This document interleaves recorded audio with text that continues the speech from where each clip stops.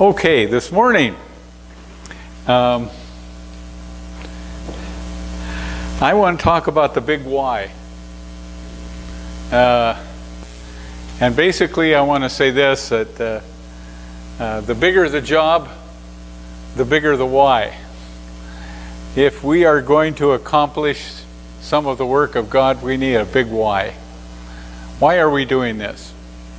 I told a story last night, just to help understand this whole concept of a why. This cowboy rides into town, smart aleck, jumping horse, and he sees this old guy on a donkey, and just trying to make trouble. And so he says to the guy, "Do you like to dance?" And the guy says, "No, not particularly." So he starts shooting at the ground where the feet are, next to the feet of the old guy, causing him to, dance, trying to stay away from the bullets. And when he runs out of bullets, the old guy wipes his head, goes over to his donkey, pulls out a great big shotgun, and says to the cowboy, "Have you ever wanted to kiss a mule?" And the cowboy says, "No, never have, but I'm getting the urge." That's the why. There's lots of whys. There's whys that are threats, that are things that could happen that are bad, and there's whys that are rewards. There are whys that we want to do things. There's an interesting scripture, and I've referred to it quite a few times. This is in Mark chapter 1. Because it's always fascinated me. Let's see. Verse 35. It says, "Very early in the morning, while it was still dark, Jesus got up, left the house, and went off to a solitary place where he prayed." And I thought, wow, I know how much I need prayer. I need prayer because I got all kinds of problems. But it's interesting that it says about Jesus that before he started his day, he would spend a time with the Father in prayer. And that's always fascinated me. And this is part of what I'm wanting to say this morning is a lot of Jesus' desire, passion, motivation came during that time that he was spending with the Father early in the morning. And I'm basically saying, this is something that we want to develop. We want to develop an eagerness and excitement about entering into our day. What are we going to do? How are we going to act? For Jesus, it was, how do I say it? He didn't have any idea what was going to happen during the day. The Apostle Paul, I think about him. He would spend this time with God. And I think, when he left in the morning, he didn't have a work uniform to put on. But when he would go out to the marketplace, he did not know, even if he would come home that night, he might wind up in jail. He didn't know if he was going to have a good day, and there would be lots of embracing of the gospel that he was preaching, or if he would meet with opposition. People who would want to argue, people who'd want to fight with him, people who'd want to kill him. So when he left in the morning, I think of this. We talk about, especially the athletes, when they're going to go out and perform some athletic thing, it says they got themselves pumped up. You understand that idea. They got themselves emotionally ready, emotionally excited, emotionally eager to go, eager to put it all in. And this is what I want to talk about, is that, we need to learn how to do that so that we're excited about our day, excited about what's going to happen, even if we don't know. Maybe you have a boring job and you do the same thing every day, all day long. I don't know. But for most of us, we don't know what's going to happen. And so for us to spend time with God, making ourselves ready for the day, we get a little bit of a glimpse into Jesus' time with the Father in the Garden of Gethsemane. Jesus was going into a time that he didn't want to go into. Emotionally, physically, humanly, he did not want to go to the cross. But he spent that time with the Father, preparing his heart to be ready to go, to be ready to be obedient, to be ready to follow whatever the Father had for him.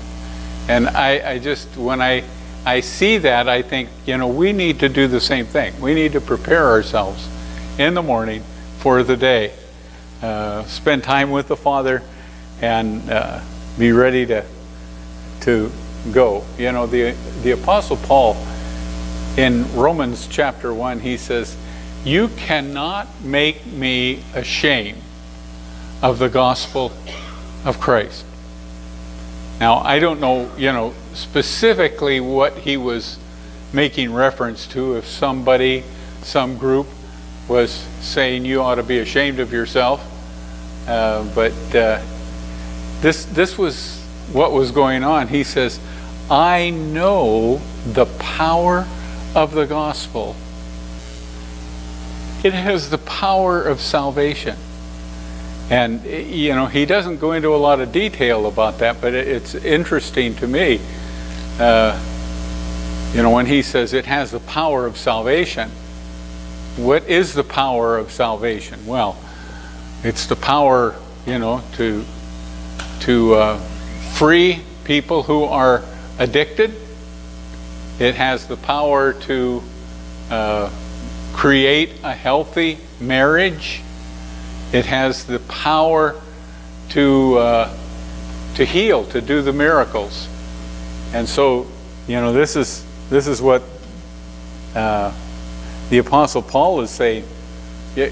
You cannot take away my excitement, my stirring to share the gospel, because I know the power of the gospel, the power that it has to heal. So, it's real obvious what he has as a focus.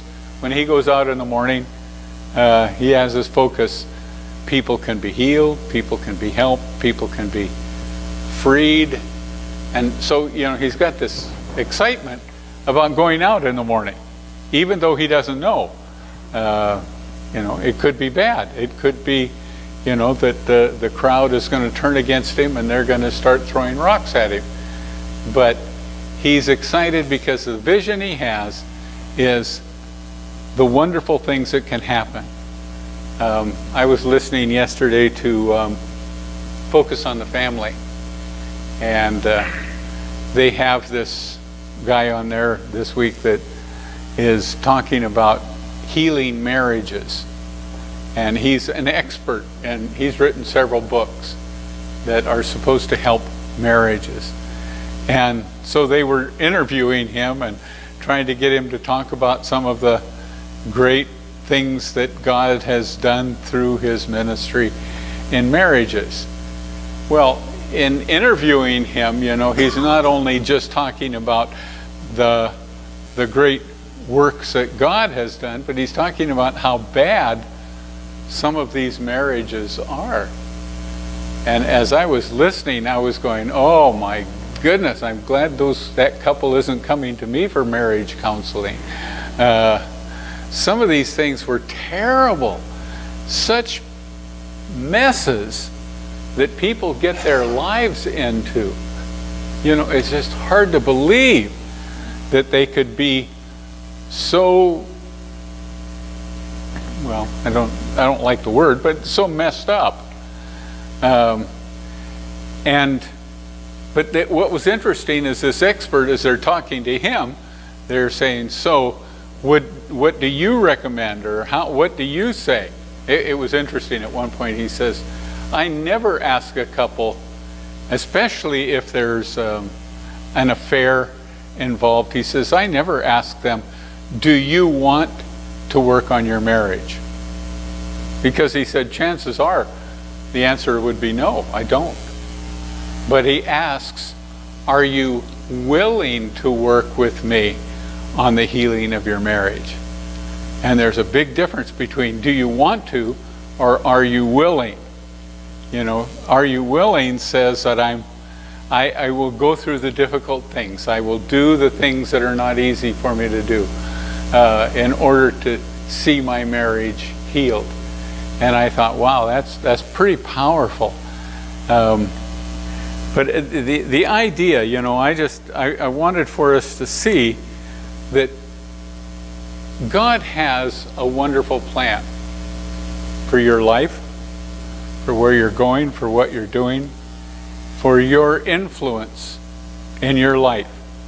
Now, we tend to, because that's what we're kind of told or prepared for, to say, your life is ordinary.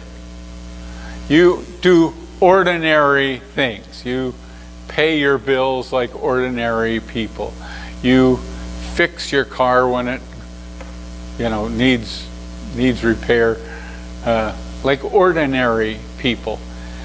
But I do feel like this is the thing that God is saying to us. You are not ordinary. You have been chosen. You have an assignment. God has things that he wants you to do. And part of it involves friends. You know, people who are, that you are close to, people who will listen to you, people who know you. You have people that you have influence in their lives. And this is the way that God wants for us to go into our day, is going, wow, God is looking forward to doing some awesome things through me today. We'll talk a little bit more about this because we want to celebrate the Lord's Supper today.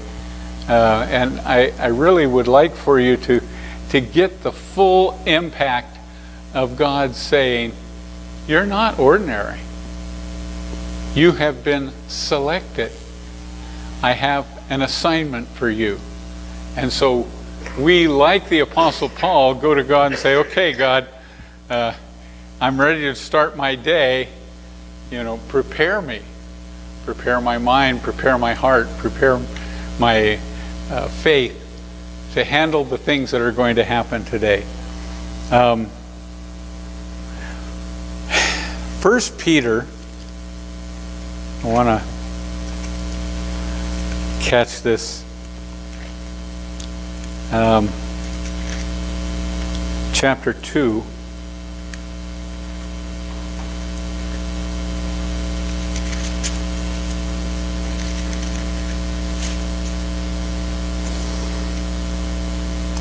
He says, you are a chosen people, a royal priesthood, a holy nation, a people belonging to God, that you may declare the praises of him who called you out of darkness into his wonderful light.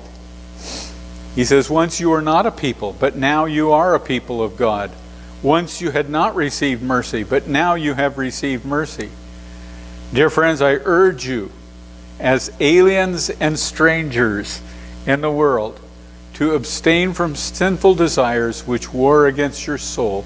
Live such good lives among the pagans that though they accuse you of doing wrong, they may see your good deeds and glorify God on the day that he visits us.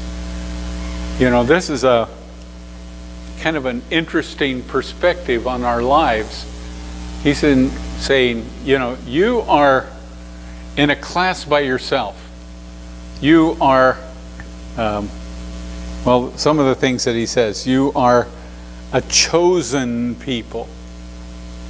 You are not just, I don't know if you guys did this when you were kids, but when I was a kid, you know, we'd all show up at the ball field and then they would say, okay, we're going to choose teams.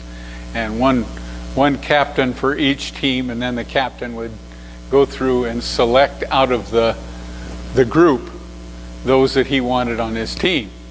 And of course, you know, if he kind of knew how good they were, well, he would pick all the best players. And I didn't like that too well because I wasn't one of the good ones. I was one of those that was last chosen, or, you know, the captain would go, okay, we'll take Larry on our team. And so, you know, I wasn't too excited about that way of choosing up. But this is what's interesting, is what he says here.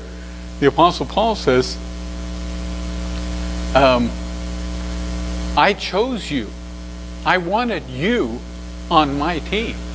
Whoa! I know I'm on the winning team. Now I feel good, right? You are a chosen people, a royal priesthood. Oh, this takes a little bit of explanation, but to understand that you're not just a part of the priesthood. You understand that a priest is kind of the in-between guy between God and people. And the priest represents the people to God and God to the people. And he says, you're part of the priesthood. You have an assignment. You, in this world, are God's representative, and you are also the one who comes with a broken heart to God and says, please heal this situation, fix this anger problem that the people at work are having, the fight that they're having. He says, you have a very special purpose in our world, a royal priesthood. And of course the idea of royal is that, how do I say it? You're not just one of the priests, you are the royal priest. And he says, a holy nation. Oh my goodness. In a few minutes, we're going to be taking the elements of the communion. And I want for you to get the impact of this. When God says you are a holy nation, we were singing that song, All I Have Is My Righteousness. And I was thinking, what righteousness do I have? The righteousness I have. When we're holding that little cracker, you know, representing the broken body of Jesus. And we think about that. What that has done is, as Jesus was our sacrifice, right?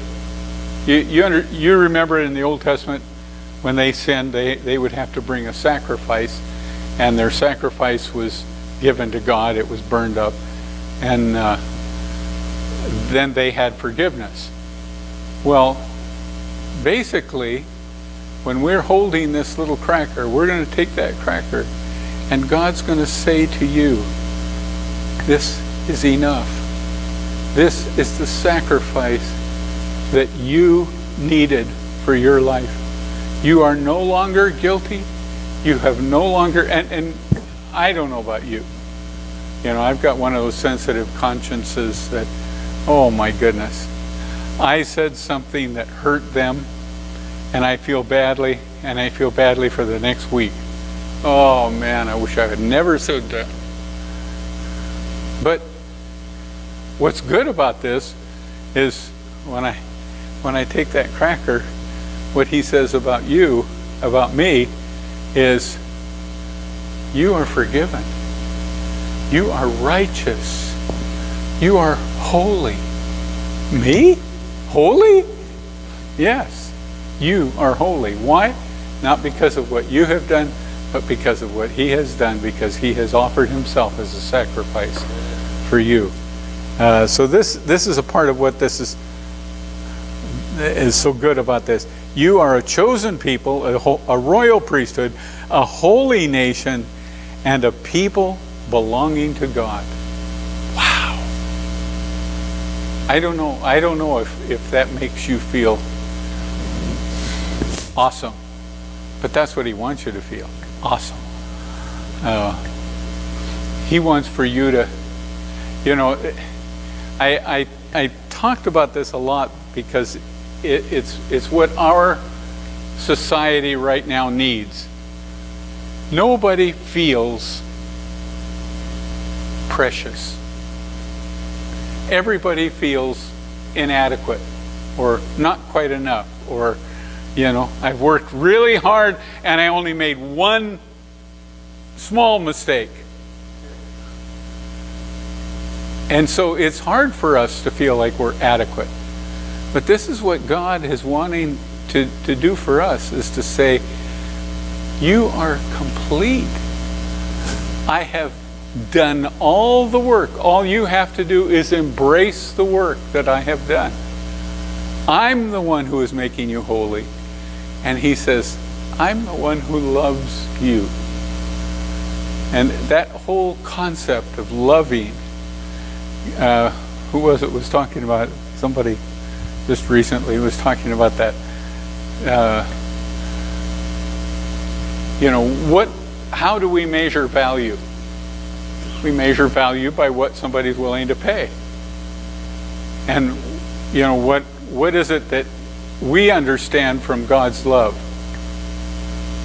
How much does he love you?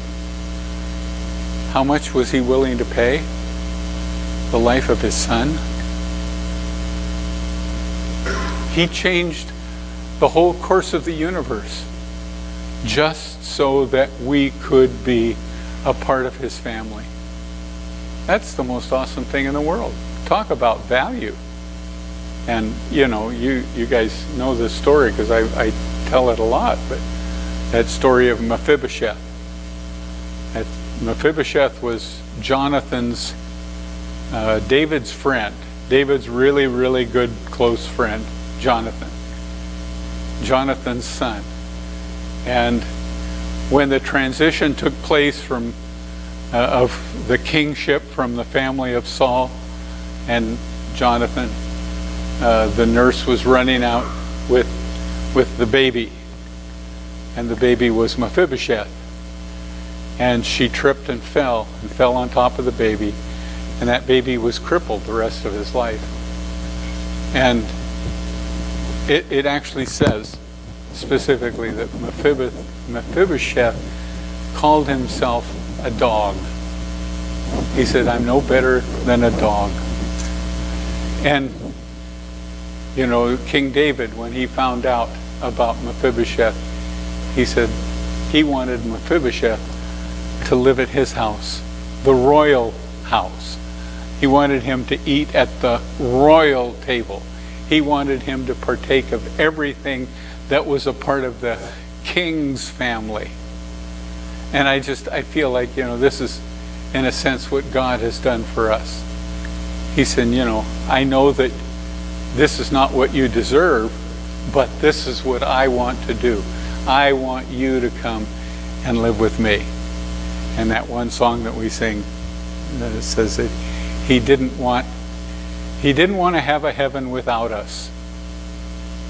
And if you can put your name in there, he didn't want a heaven without you. And so he has provided all of this, and this is the value that he has given to you. He wants you to understand you are a chosen people, a royal priesthood, a holy nation, a people belonging to God.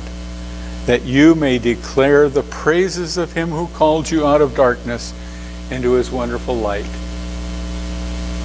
You know, I don't know how many of you heard the story. There's a very wealthy industrialist, Andrew Carnegie. And Carnegie was an immigrant from a very poor family, came to New York on the ships with all the rest of the immigrants. They weren't treated well. But Andrew Carnegie was clever, and he just kept finding ways to make money. And eventually he turned out to be one of the wealthiest men in the world. And when they were interviewing, he said that he gave, out of every $4, he gave $3 away. He was generous with his money. And they said, "Why are you so generous?" Because he says, "I know what it is not to have. I remember what it is not to have money." And he actually changed some of the things of our nation because of his wealth. You know, the whole idea of having a public library, a free public library, that didn't used to be. He's the one that started that whole concept. In fact, he's the one who started the whole concept of a free public education, where everybody could get an education for free. He's the one who started all that. And why did he start that? Because he knew he was blessed. And this is basically what I want to say is, you know, when we recognize what the Father has done for us, when we recognize the blessings that we have, when we really exercise our gratitude toward God for what he has done, you know, this is what we understand. We're givers. We were created to be givers. We were created to be blessors. So this is our job in the world every day as we get ready to go. This is what we want to know. God has blessed you. He has made you a part of his chosen people. He's given you an assignment to do his work. And now, what are you going to do? Well, what it says here is give praises to him. Declare the praises of him who called you out of darkness into his wonderful light. And this is what we want to do.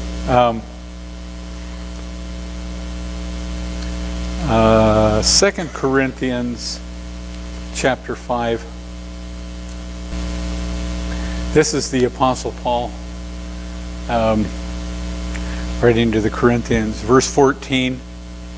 2 Corinthians 5:14. He says, "For Christ's love compels us." You hear he's giving the why. This is the big why. Christ's love compels us because we are convinced that one died for all, and therefore all died. What he's saying is, I don't deserve to be even living.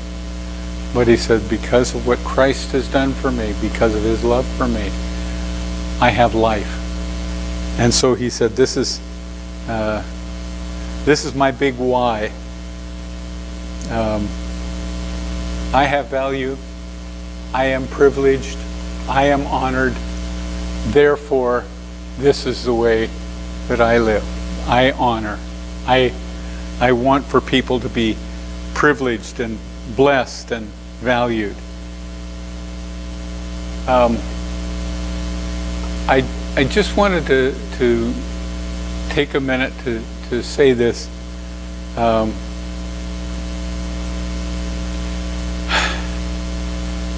You know, one of the ways to make people feel important is to pay attention to them, to focus on them, to listen to them. Right? You understand that? When somebody really listens to you, they really pay attention to you, you know that they love you. And this is one of the things that I feel like God is trying to do for us. He's trying to help us to understand our value so that we, in turn, will be generous the way Andrew Carnegie was. Why was he generous? Because he was blessed. Why are we generous? Why are we giving, loving, helping? Because we are loved. It make sense? Okay.